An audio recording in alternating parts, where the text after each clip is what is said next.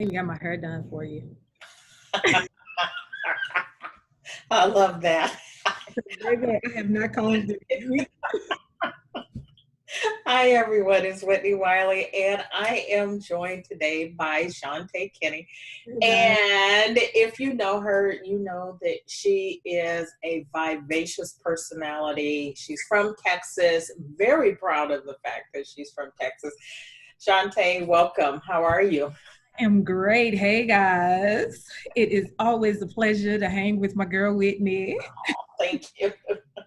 So we are talking, as you know, of course, about habits, and this is 30 Days of Habits. And we're Mhm. going to talk to Shawnte today about her habit and her unhabit.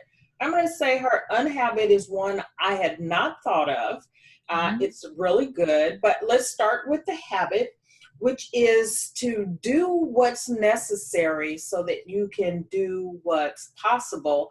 And then I found buried in the actual habit, the nugget that once you are able to do that, you actually get to do the impossible. And I thought that was really the cornerstone of the habit you had. So tell us a little bit about this. Do what's necessary so that you can do what's possible. Well, I call myself a miracle worker or a mountain mover. This is how I say you move a mountain because you do Okay. it by one rock at a time. Okay. And if you can, I've learned that if you can master this habit, like people really will believe that you have amazing superpowers and you are like superwoman. I've literally been called superwoman. So I used to live my life just trying to do everything all at one time, Mhm. multitasking, because I used to pride myself on being a multitasker. Like I could juggle some balls better than anybody, but I wasn't being effective, and it was burning me out. And then I began to really realize I heard this, and I began to really realize, really give it thought that if you can narrow down the one thing in this big vast whirlwind that we live our life in, if I can figure out what's the one thing that I need to do, the one Mhm. necessary, that is essential, if doing this will make everything else easier, what is that one thing? And once I started looking at every project, every situation, every circumstance, whatever the case may be. I do it big and small. Once I started looking at things like that, I focused my attention on that one thing. And I do that one thing, and it seems as if everything else just becomes so simple. It becomes so simple. And all of a sudden, you have moved the biggest mountain in your life. You've moved it from there to there. And you're like, wow, how did that happen? And it's only because you focus yourself and you almost have to take control. You have to literally shut everything and everybody else out, all of their needs, all of their wants. You got to streamline, you have to focus, and you have Mhm. to decide that this is what I'm going to give my energy to, because doing this right here, it'll make everybody's life easier. And the more you start saying it, the more you start concentrating on it, and then people will start to get it. Once people in your life who you deal with day in or day out, they'll understand. I can't deal with. I mean, right now, I cannot deal with you guys. I can't make Right. Right. things my priority, because this right here is important and this is necessary. This is not just, no, this is necessary. I've determined that this right here is necessary. And if I can do this, everything else becomes simple. And it makes life, everything else just flows in with that one simple task. It has worked for It's me, works for me. it's interesting that you say it, and this has happened as I've talked with some of the other contributors about their habits. Sometimes we are doing a habit and we haven't really thought about it, right? And so I think the really important part about this book and the contributions that we've made is that it helps people to actually be intentional about their habit. And so as you were just describing it, Initially I was thinking, oh, well, I don't necessarily do that, but I can think of a couple of times where I have been so clear and Mm-hmm. so specific on focusing on the necessary, that something that, and maybe it wasn't something I thought was difficult or difficult or impossible, but other people would look at it and go, how did you ever do that? And you're absolutely right. It was just like incremental, step by step. And because I was just focused on getting done what needed to get done, Mm-hmm. it didn't feel like that to me. And I love that you say it makes everything else easier. It makes everything simple. It And really does. that's exactly how, now that I think about it, how that came about. I I started this with preparation for trial. That's where I learned to really Okay. have it into practice, getting ready for trial. And because it worked so well for me in trial prep, because I used to live my life just trying to, I mean, I would be in trial prep, but still trying to take care of 30 other Mm-hmm. unnecessary projects, just total irrelevant stuff.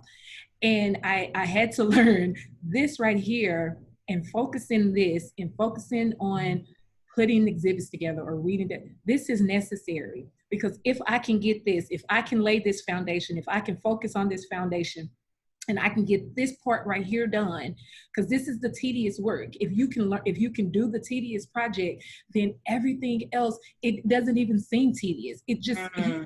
you almost sit in like, you like, well, maybe I'm not ready, because this is really kind of easy. Even getting, doing a move or something like that. I put it into play now in every area of my life. And then you get to minimize it because it becomes so easy for you. But in reality, it's a huge thing. It really is a huge thing. And I have never prepped for trial before, but I prepped mock trial in law school. So I know, well, I don't know. I imagine that I know just how difficult that is. But And so it's a big thing. It really is a big thing. it's the same in every area of your life. I mean, Yes. honestly, it honestly works in every area of your life. And it really is it's just a rock at a time. Right. It's taking what's so big, it's taking this huge whirlwind of life, like 30 things coming at you. Okay, of these 30, what is really necessary? I know what all this other stuff is that everybody wants, but what is really necessary? What is the one thing, if we do, and it may be taking a shower. That may be just the most necessary step. If I can just take a shower, If you're then near me, it's necessary. it makes everything else, it makes everything else. Right. But when you sit in states of depression and all these different types of things, because Absolutely.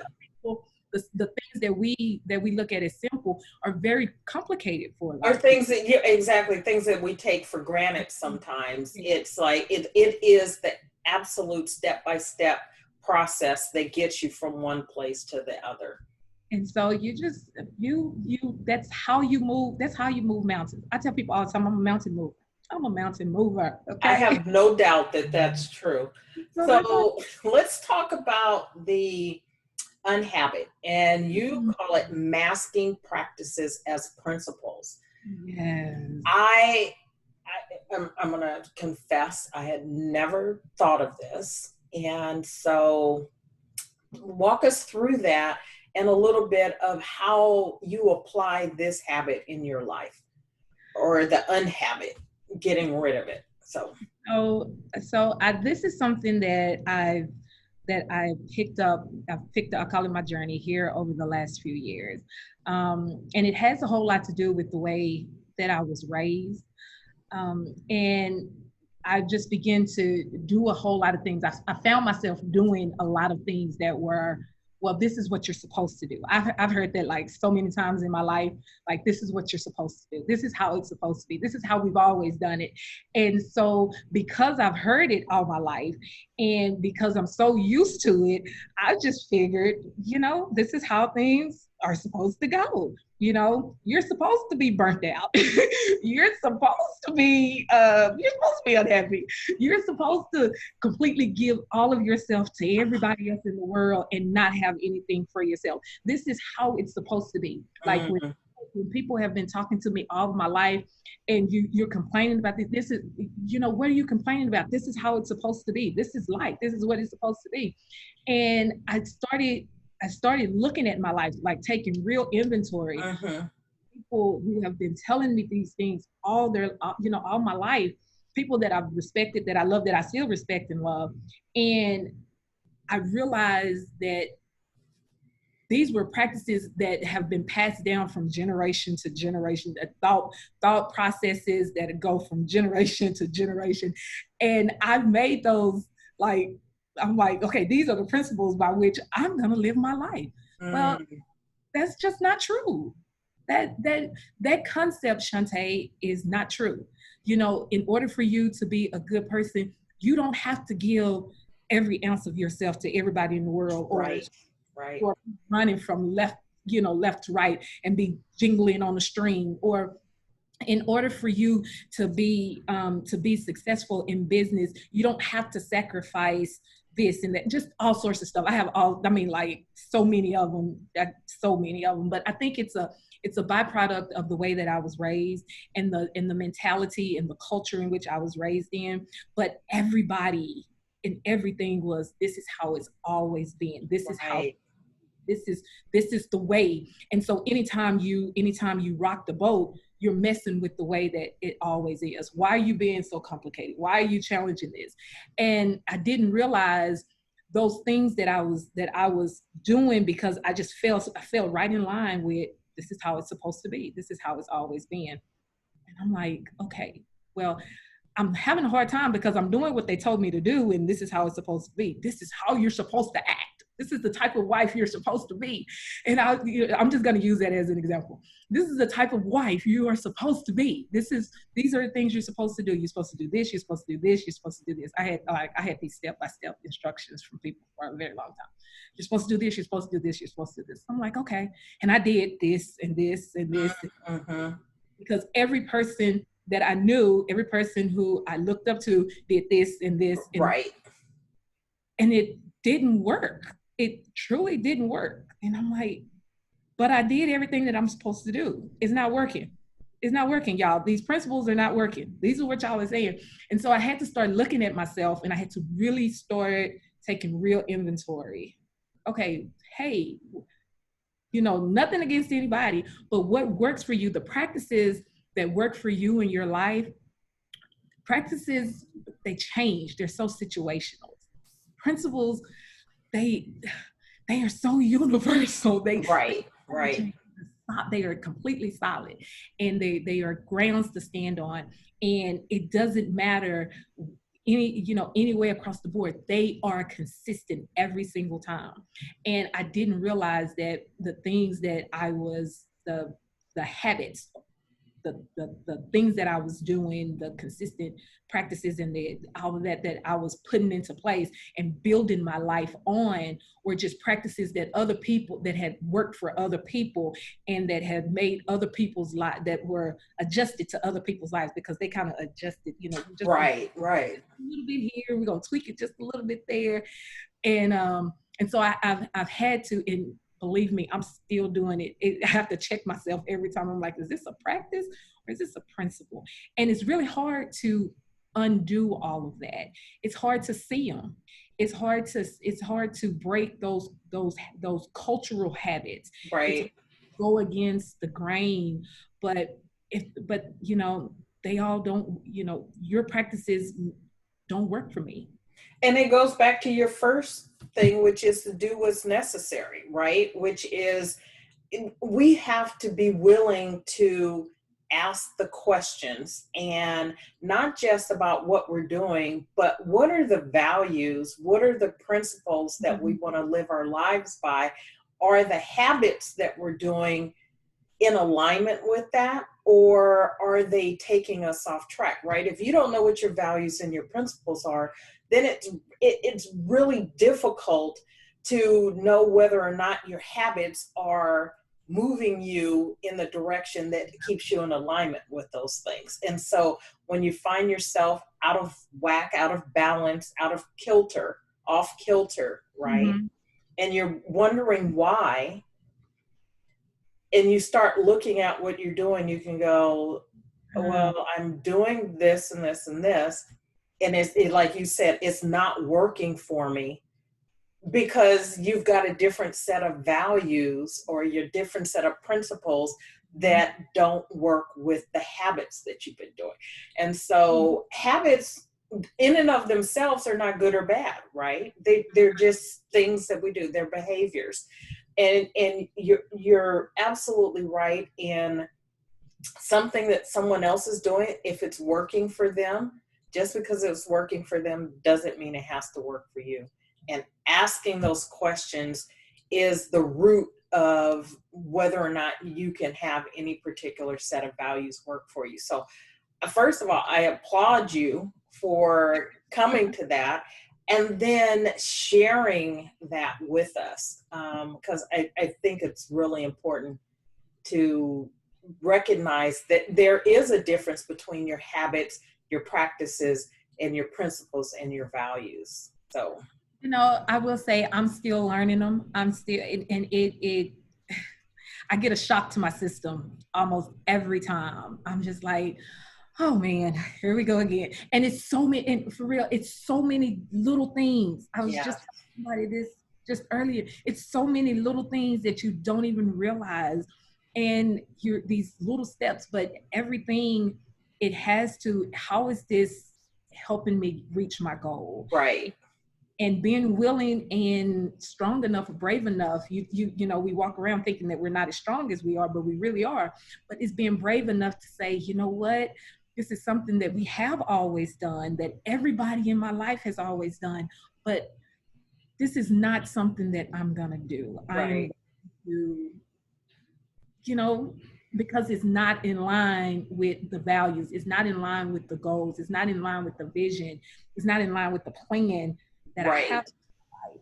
And I'm not criticizing anybody. No, absolutely not. But you're different than me, and we're both different than, you know, the next person, our moms, our grandmothers, cousins, whatever. And that we have to stand up, you know, like you said, we have to stand up for what works for us, what's right for us, and the vision that we have for our lives. So like I said, I applaud you for recognizing that. I love this unhabit of doing practices as principles. And so just changing that, I think, is really important. Thanks. You know, it's a journey. It's a real journey. It's all a journey. The whole book, which is the beauty here. Oh, and it's so wonderful. Yes. I've been reading it and I'm just like, oh man, yeah. Oh, I need to, oh man. I know, right?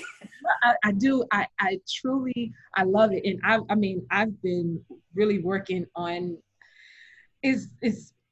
it's just blowing my mind. The whole thing is just, it just blows my mind. In addition to the fact that we're a part of it. So, Shawnte, I want to thank you for taking the time to talk with us, to share with us the importance of doing what's necessary first so that you can do what's possible. And by doing the things that are possible step by step by step, you look up, you look back, and the impossible was accomplished, and you probably didn't even know it in the process. Yes. And then really the stop masking and making your practices your principles, or thinking that they are, because they aren't. And just thank you for that. And for those of you who are watching, if you don't have your copy of the One Habit for Success, the Smart Femme Summit Special Edition, please, please, please get your copy today. The link is in the post. You can start with this habit, do what's necessary, get to the impossible, and then you can move on to the other habits. There are 30 different authors with 30 different habits and 30 unhabits, a total of 60 things that you can do one at a time that will move you. Actually, it will do that, right? You can pick the one habit that's the most necessary for your life. And then you look up, you can incorporate all 60, and you go, I didn't think that was possible. I'm a superhero. I got some. And there it is, right? Cool. So have a great day, Shawnte. Thanks again for joining us. Everyone else, have a great day, and we'll see you soon. You guys be blessed. All right. Bye.